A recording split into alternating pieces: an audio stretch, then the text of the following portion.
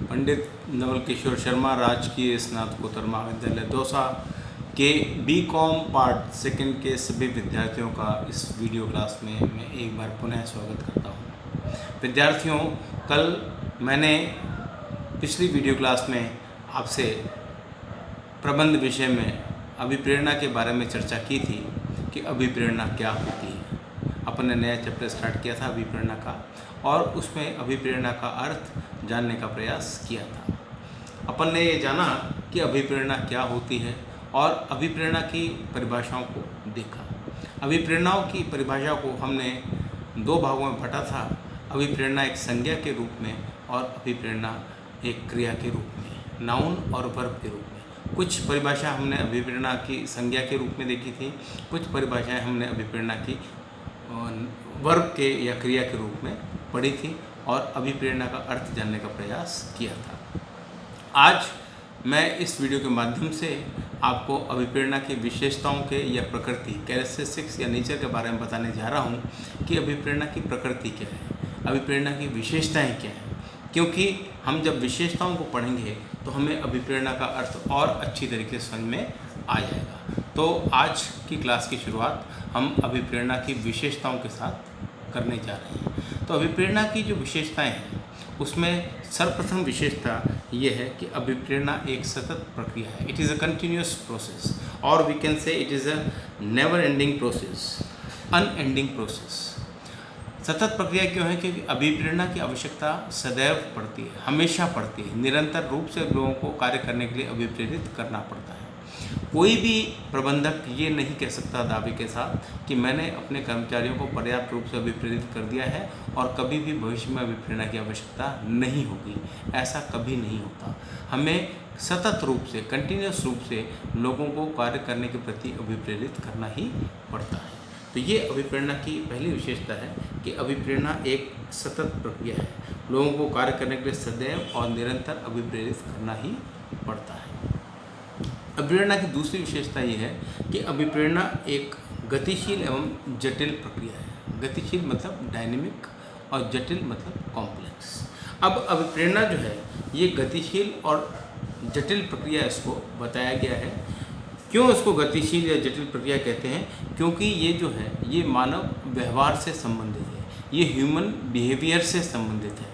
और मानव जो व्यवहार है वो स्वयं अपने आप में बड़ा गतिशील और जटिल होता है, इसलिए अभिप्रेरणा भी गतिशील और जटिल मानी जाती है। जैसा मानव व्यवहार है तो वास्तव में वो गतिशील है, डायनेमिक है, और मानव व्यवहार जटिल भी है, कॉम्प्लेक्स भी है। तो जब मानव व्यवहार से संबंधित है अभिप्रेरणा, तो नेचुरली अभिप्रेरणा बहुत गतिशील और जटिल प्रक्रिया हो जाती है। तीसरी विशेषता है कि अभिप्रेरणा की एक निश्चित विधि है, एक सेट प्रोसेस है। अभिप्रेरणा के लिए कहा गया कि निश्चित विधि है। एक प्रोफेसर मैकफार्लैंड हुए और मैकफार्लैंड ने अभिप्रेरणा को एक निश्चित विधि माना, और साथ ही साथ निश्चित विधि में मानने के साथ ही साथ उन्होंने लिखा कि अभिप्रेरणा एक विधि है जिसमें प्रेरणाओं, उद्योगों, इच्छाओं, महत्वाकांक्षाओं, प्रयत्नों या आवश्यकताओं के माध्यम से मानव व्यवहार का निर्देशन, नियंत्रण एवं स्पष्टीकरण किया जाता है। मतलब मैकफार्लैंड ने माना कि अभिप्रेरणा एक निश्चित विधि है जिसमें कि आप प्रेरणाओं या महत्वाकांक्षाओं, प्रयत्नों या आवश्यकताओं को या उनके माध्यम से मानव व्यवहार का नियंत्रण, निर्देशन तथा स्पष्टीकरण किया जाता है। तो उन्होंने कहा कि एक निश्चित विधि है जिसके हिसाब से ये सब काम किया जाता है। अभिप्रेरणा की एक विशेषता यह है कि अभिप्रेरणा की धारणा मनोवैज्ञानिक है। मतलब विद्वान ये मानते हैं कि अभिप्रेरणा का जो संबंध है वो मनोविज्ञान से है, साइकोलॉजी से है। मैकफार्लैंड एक विद्वान हुए, उनका ये मत था कि अभिप्रेरणा की जो धारणा है वो मूलतः मनोवैज्ञानिक है, साइकोलॉजिकल है, जिसके द्वारा मनुष्यों में या मनुष्यों के मस्तिष्क में कार्य के प्रति धारणा उत्पन्न की जाती है। मतलब मनुष्य के मस्तिष्क में ये बात बैठा दी जाती है कि उसको कार्य करना है, कार्य के प्रति उसकी धारणा उत्पन्न की जाती है। तो ये एक मनोवैज्ञानिक धारणा है। साइकोलॉजिकल चीज़ है जिसमें प्रयास ये किया जाता है। मैकफार्लेन ने बताया कि मनुष्य के मस्तिष्क में कार्य के प्रति नई धारणा विकसित करने का प्रयास किया जाता है। इसी प्रकार से अभिप्रेरणा की एक विशेषता ये है कि अभिप्रेरणा आंतरिक अनुभूति है। अब अभिप्रेरणा को आंतरिक अनुभूति क्यों कहते हैं? जैसे अभिप्रेरणा जो है ये मानव के अंतःकरण की अनुभूति या आंतरिक अनुभूति है। यह अनुभूति मानव इच्छा शक्ति, मनोयोग एवं आंतरिक ऊर्जा को जागृत करती है, जिससे वह मानव को एक विशेष कार्य करने या नहीं करने हेतु प्रेरित करती है। मतलब ये है कि अभिप्रेरणा की जो अनुभूति है बेसिकली वो आंतरिक है, इंटरनल अनुभूति जिसे हम कहते हैं वो है। इंटरनल क्यों? क्योंकि कोई भी व्यक्ति किसी भी कार्य को करने या न करने के लिए प्रेरित कब होता है? जब वो आंतरिक रूप से स्पष्ट होता है, क्लियर होता है, आंतरिक रूप से उसको अनुभूति होती कि कोई कार्य करना है या नहीं करना है। यह हम सब अच्छी तरह जानते हैं कि कोई भी सफल व्यक्ति को आप देख लीजिए, जब किसी व्यक्ति को आंतरिक लगन लग जाती है, आंतरिक रूप से इच्छा हो जाती है किसी कार्य को करने या न करने की, तो व्यक्ति काम करता है। तो वही बात प्रबंध की भी है कि प्रबंधक ये मानते हैं कि अभिप्रेरणा आंतरिक अनुभूति है। जब व्यक्ति को अंदर से कार्य के प्रति इच्छा जागृत होती है तभी वो कार्य करने या न करने के लिए प्रेरित होता है। तो अभिप्रेरणा को एक आंतरिक अनुभूति भी बताया गया है। इसी प्रकार से एक विशेषता यह है कि यह कर्मचारियों को कार्य करने के लिए प्रेरित करती है। अभिप्रेरणा क्या है? अभिप्रेरणा की एक महत्वपूर्ण और सबसे महत्वपूर्ण हम कह सकते हैं विशेषता ये है कि ये कर्मचारियों को अपने उद्देश्यों एवं लक्ष्यों की प्राप्ति के लिए प्रेरित करती है। मतलब कार्य करने की प्रेरणा प्राप्त होती है कर्मचारियों को। तो अभिप्रेरणा कर्मचारियों को कार्य करने के लिए प्रेरित करने का काम करती है। अभिप्रेरणा के द्वारा ही कर्मचारी अपने उद्देश्य एवं लक्ष्य प्राप्त करते हैं। मतलब जब संगठन में कार्य करने वाले कर्मचारियों को संस्था के उद्देश्यों और लक्ष्यों की प्राप्ति करनी होती है तो उसके लिए अभिप्रेरणा देनी पड़ती है। और जब व्यक्ति अभिप्रेरित होता है तो ही वो उद्देश्यों या लक्ष्यों की प्राप्ति कर सकता है, अन्यथा लक्ष्यों की प्राप्ति कठिन हो जाती है। तो अभिप्रेरणा का जो मुख्य कार्य है वो कर्मचारियों को कार्य करने के लिए प्रेरित करना है, उसको उत्साहित करना है, प्रेरित करना है, ताकि व्यक्ति कार्य करने के लिए तैयार हो जाए। एक विशेषता अभिप्रेरणा की यह है कि अभिप्रेरणा कई प्रकार से दी जा सकती है। There are many ways to give motivation. बहुत से तरीके हैं जिनके द्वारा कि व्यक्तियों को अभिप्रेरणा दी जा सकती है। जैसे अभिप्रेरणा जो है आप केवल वित्तीय साधन द्वारा ही नहीं दे सकते, आप अवित्तीय तरीकों से भी अभिप्रेरणा दे सकते हैं। जैसे आमतौर पर क्या देखा जाता है कि हम ये समझते हैं कि किसी भी व्यक्ति को कार्य करने के लिए यदि प्रेरित करना है तो उसको हमें वित्तीय तरीके से प्रेरणा देनी होगी, जबकि वास्तव में ऐसा सही नहीं है। अभिप्रेरणा देने के लिए अवित्तीय तकनीक या साधनों को भी उपयोग में लाया जा सकता है। आमतौर पर वैसे ये माना जाता है कि वित्त जो है, पैसा जो है, ये बहुत बड़ा अभिप्रेरित तत्व होता है और इसमें कोई संदेह भी नहीं है कि money is a great motivator. पैसा बहुत लोगों को प्रेरित करता है, लेकिन ऐसा नहीं है कि लोग पैसे के कारण से ही काम करते हैं। ऐसी बहुत सी चीज़ें हैं जो पैसे के अतिरिक्त भी लोगों को कार्य करने के लिए प्रेरणा देती हैं। तो प्रेरणा कई प्रकार से आप दे सकते हैं। आप पॉजिटिव रूप से या नेगेटिव रूप से दे सकते हैं, धनात्मक या ऋणात्मक रूप से प्रेरणा दे सकते हैं। आप वित्तीय तरीके से प्रेरणा दे सकते हैं या अवित्तीय तरीके से दे सकते हैं, या और भी कई तरीके हो सकते हैं जिसके द्वारा प्रेरणा दी जा सकती है। तो वो अपन आगे चर्चा करेंगे, जिसमें कि प्रेरणाओं के प्रकारों के बारे में हम बात करेंगे। तब हम इसकी चर्चा करेंगे कि प्रेरणा कैसे कैसे दी जा सकती है।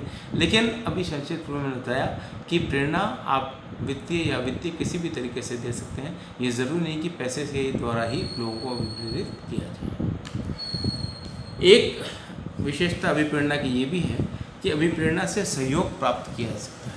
सहयोग या कॉपरेशन ये एक ऐसा शब्द है जिसको कि हम ज़बरदस्ती किसी से नहीं ले सकते। लोग सहयोग कब करते हैं? जब व्यक्ति अभिप्रेरित होते हैं।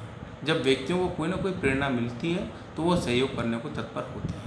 आप डराकर धमकाकर लोगों से सहयोग प्राप्त नहीं कर सकते। ये कुछ समय तो काम कर जाएगा कि लोग डर के मारे, भय के मारे या पनिशमेंट के मारे काम करने लग जाएंगे, लेकिन अगर लॉन्ग टर्म इफेक्ट देखा जाए तो लोग भय और दंड के सारे काम नहीं करते या उनका सहयोग प्राप्त नहीं किया जा सकता। सहयोग प्राप्त करना है तो लोगों को अभिप्रेरित करना ही पड़ेगा।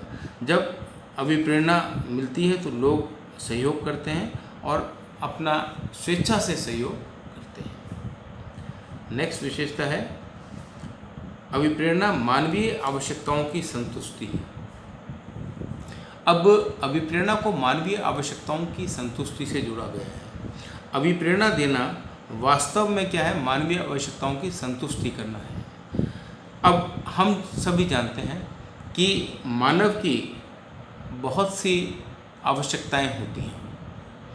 आर्थिक आवश्यकताएं होती हैं, सामाजिक आवश्यकताएं होती हैं, मानसिक आवश्यकताएं होती हैं, मनोवैज्ञानिक आवश्यकताएं होती हैं। और अभिप्रेरणा के बारे में एक थ्योरी डेवलप की अब्राहम मैस्लो ने। उन्होंने 5 आवश्यकताओं की चर्चा की है, उसकी अपन चर्चा बाद में करेंगे। लेकिन हम सब जानते हैं कि व्यक्ति की आर्थिक, सामाजिक या मानसिक आवश्यकताएं होती हैं। तो अभिप्रेरणा की विशेषता यह है कि अभिप्रेरणा मानवीय आवश्यकताओं की संतुष्टि है। अभिप्रेरणा देना वास्तव में मानव की आवश्यकताओं को संतुष्ट करना है। मानव की आर्थिक, सामाजिक एवं मानसिक कई आवश्यकताएं होती हैं और इन आवश्यकताओं की पूर्ति करने के लिए प्रबंधक जो है अभिप्रेरणा का प्रयोग करते हैं। मतलब जब प्रबंधक वर्ग जो है वो इन आवश्यकताओं की पूर्ति के लिए कार्य करता है तो इसका मतलब वो अभिप्रेरणा दे रहा है। तो अभिप्रेरणा क्या है? ये मानवीय आवश्यकताओं की संतुष्टि इसको माना गया है। एक विशेषता ये है कि अभिप्रेरणा कुशल व्यक्तियों की कार्यक्षमता में अभिवृद्धि करती है। अब अभिप्रेरणा कुशल व्यक्तियों की कार्यक्षमता में अभिवृद्धि करती है तथा इसके अभाव में उनकी कार्यकुशलता पर विपरीत प्रभाव भी पड़ सकता है। किंतु यहाँ यह महत्वपूर्ण है कि केवल अभिप्रेरणा के द्वारा ही व्यक्तियों की कार्यक्षमता को बढ़ाया जा सकता है। मतलब अभिप्रेरणा एक $1 मिलियन क्वेश्चन है कि अभिप्रेरणा किसको दी जाए।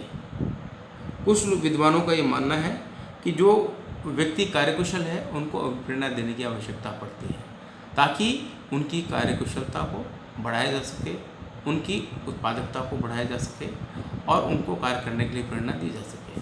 लेकिन दूसरी ओर कुछ विद्वान इस मत के भी हैं कि अभिप्रेरणा कुशल व्यक्तियों को भी देनी पड़ती है, क्योंकि जब संगठन में कुशल व्यक्ति होते हैं जिनको कि आप अभिप्रेरणा ये सोचकर नहीं देते हैं कि ये तो कुशल हैं, ये तो अच्छा कार्य करते ही हैं और इनको अभिप्रेरणा देने की कोई आवश्यकता नहीं है, तो ये बात सच नहीं है।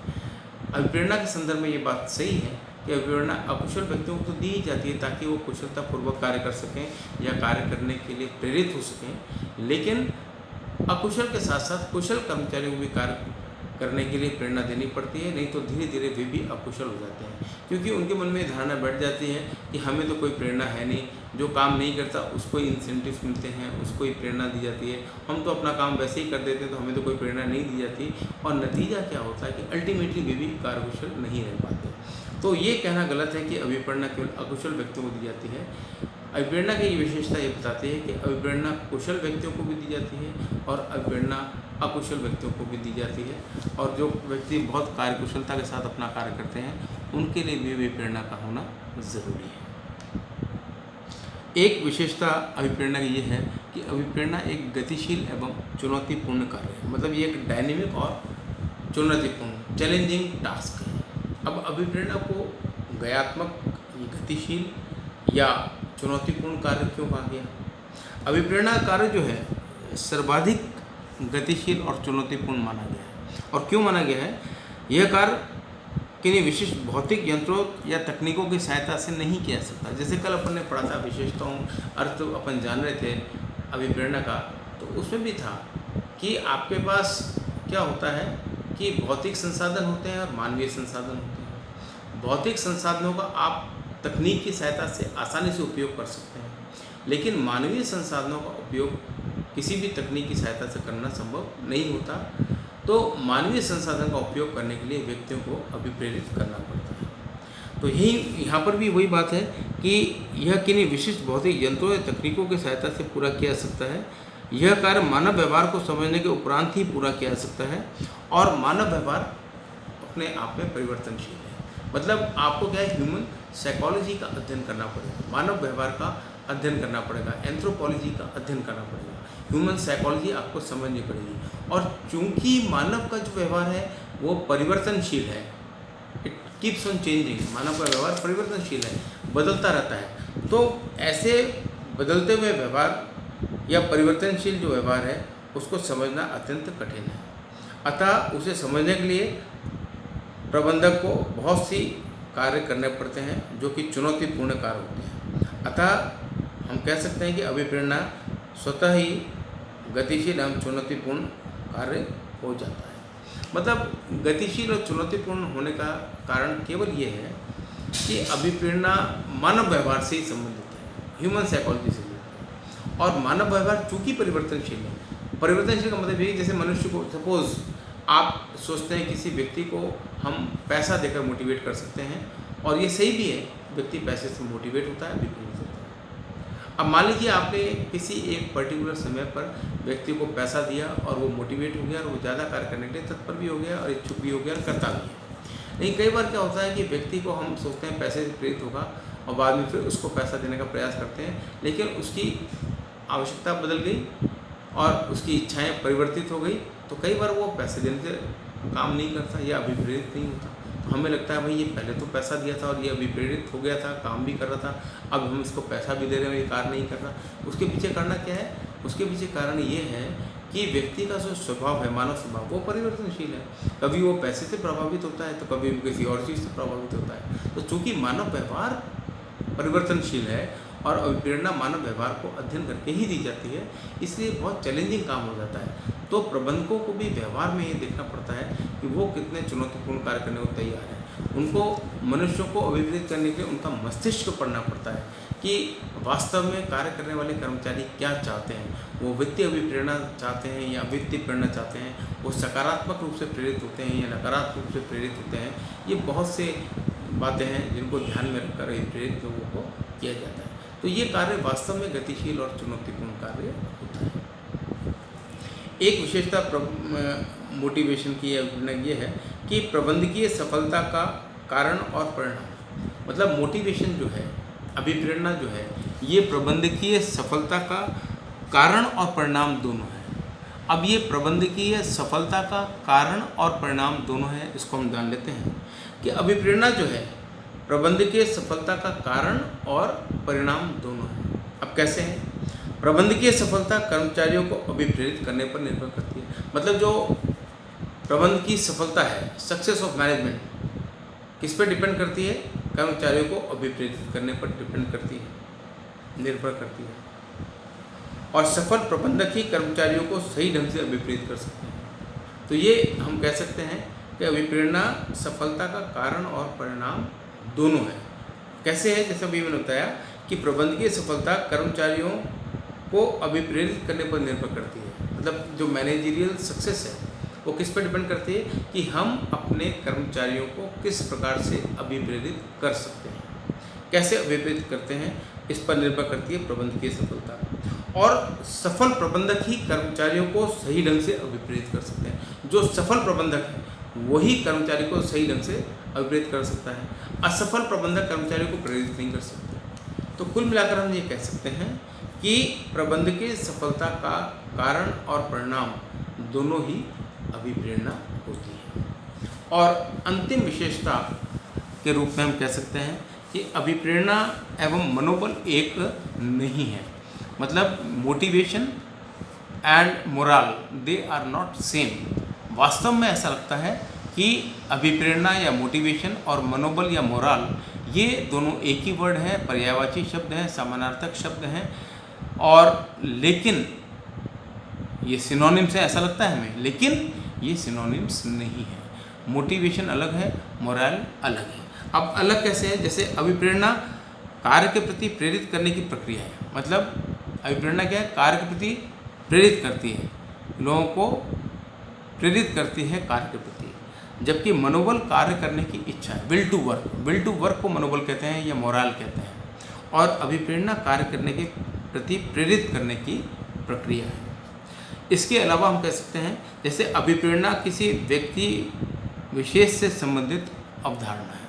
अभिप्रेरणा का संबंध क्या है? किसी व्यक्ति विशेष से, किसी इंडिविजुअल व्यक्ति के साथ अभिप्रेरणा का संबंध है, जबकि मनोबल द्वारा व्यक्तियों के समूह से संबंधित अवधारणा है। मतलब मनोबल जो है वो व्यक्तियों के समूह से संबंधित है, ग्रुप ऑफ पीपल से इसका संबंध है। मनोबल का संबंध किससे है? कई व्यक्तियों से है, ग्रुप ऑफ पीपल के साथ है, जबकि अभिप्रेरणा का संबंध जो है वो केवल एक व्यक्ति विशेष के साथ होता है। और अभिप्रेरणा जो है इच्छाओं, आवश्यकताओं या अभिलाषाओं की संतुष्टि का परिणाम है। मोटिवेशन क्या है कि व्यक्ति की जो आवश्यकताएं होती हैं, नीड्स, या व्यक्ति की जो इच्छाएं होती हैं, डिज़ायर्स, अभिलाषाएं, उनकी संतुष्टि का परिणाम है, जबकि मनोबल प्रभावी एवं सकारात्मक अभिप्रेरण का प्रभाव है। और मनोबल क्या है? प्रभावी और सकारात्मक अभिप्रेरण का परिणाम है। तो ये कहना कि अभिप्रेरणा और मनोबल एक है, ऐसा कदापि सही नहीं है। इन दोनों में पर्याप्त अंतर पाया जाता है। तो ये आज अपन ने कुछ चर्चा की अभिप्रेरणा की विशेषताओं के बारे में कि अभिप्रेरणा की प्रकृति क्या है या अभिप्रेरणा की विशेषताएं क्या हैं। उम्मीद करता हूं कि इस वीडियो के माध्यम से जो मैंने आपको अभिप्रेरणा की प्रकृति, कैरेक्टरिस्टिक्स या नेचर, विशेषताएं बताने का प्रयास किया है, आपको समझ में आया होगा। मैं एक बार पुनः रिपीट कर देता हूं कि चूँकि ये वीडियो क्लास है और क्योंकि मैं ही बोल सकता हूं, आप मुझे सुन सकते हैं लेकिन तुरंत क्वेश्चन नहीं कर सकते हैं। लेकिन जब भी आप ये वीडियो देखें और आपको यदि कुछ बात समझ में नहीं आती जो मैंने आज बताई या पहले के वीडियोस के माध्यम से आपको बताई है, तो आप मुझे कॉल बैक कर सकते हैं। आप सबके पास मेरे नंबर है, आप कभी भी कॉल बैक करके मुझसे किसी भी विषय पर चर्चा करेंगे तो मुझे बहुत प्रसन्नता होगी। तो आज की वीडियो क्लास में यही समाप्त करता हूँ। अगले टर्न पर अपन अभिप्रेरणा के चैप्टर को और आगे बढ़ाएंगे और अभिप्रेरणा के महत्व को, अभिप्रेरणा के प्रकार को, अभिप्रेरणा की प्रक्रिया इत्यादि को समझने का प्रयास करेंगे। साथ ही साथ ये भी देखेंगे कि अभिप्रेरणा के संदर्भ में कौन कौन सी महत्वपूर्ण विचारधाराएं हैं। तो आज की क्लास में यही समाप्त करता हूँ। धन्यवाद।